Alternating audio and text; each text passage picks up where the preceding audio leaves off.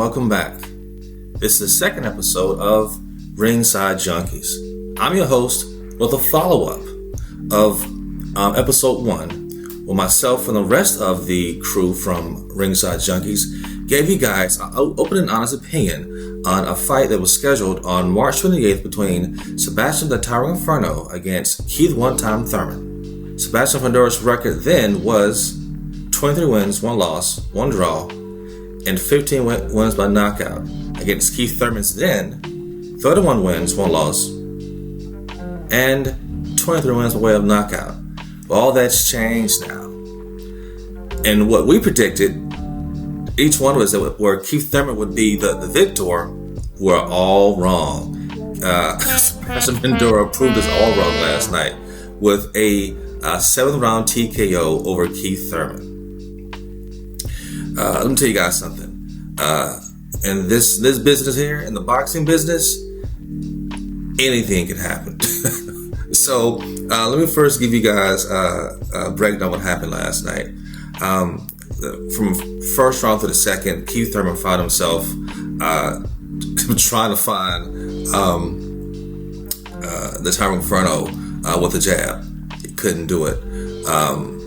I know I gave Keith Thurman a split decision victory. That was my prediction. Totally wrong. I would tell you that Sebastian Fundora he looked great with his jab last night. I mean, he was on the outside at every angle, just hitting Keith, and Keith could not touch him. Desperately, from round 3 through round 6, Keith was taking some wild shots. And his face looked so bad last night from the jabs of Fundora. So let me just say to Fundora's camp, great job. He literally beat Keith from corner to corner. At some point, I wanted to call and say, hey, throw in the doggone towel. It was that bad. I mean, it's that bad. He actually made Keith look like an older man last night who just had nothing.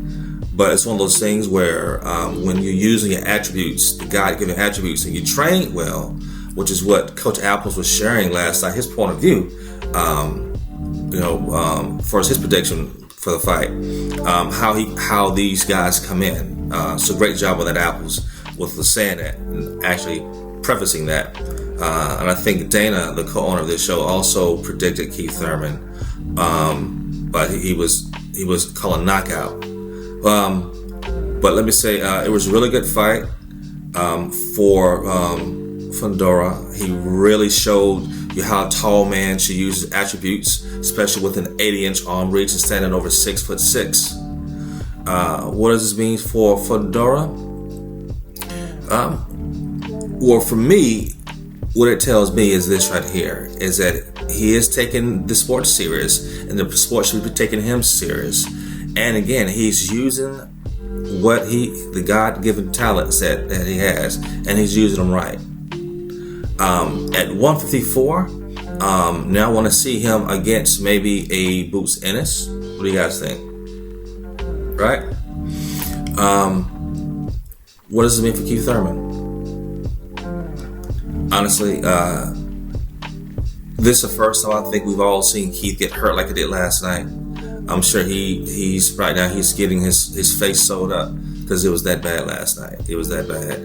If I'm Keith, I'm probably going to take another year off just to contemplate whether or not I really want to make this comeback. Because these guys are young and hungry. And I'm not even going to say Keith needs to be a gatekeeper after what happened last night. Keith, let's wrap it up, baby. I'm a big fan of yours, but last night's performance, man, you just couldn't get it. Not with that 80-inch reach. So, that's my follow up. It was 7-round stoppage last night for Keith Thurman. Great win for Sebastian the Towering Inferno. He really used that jab last night. Really surprised me. What I was thinking he was going to fight an inside game, but he did not. Right. So listen, that's the sport of boxing. It happens sometimes. We're not going to call them all. We may get some right. We may not. That's just how it goes. But I appreciate you guys staying tuned with me. Be sure to like, follow, subscribe, and to share. Hey, appreciate you guys. Don't be a stranger. Bye.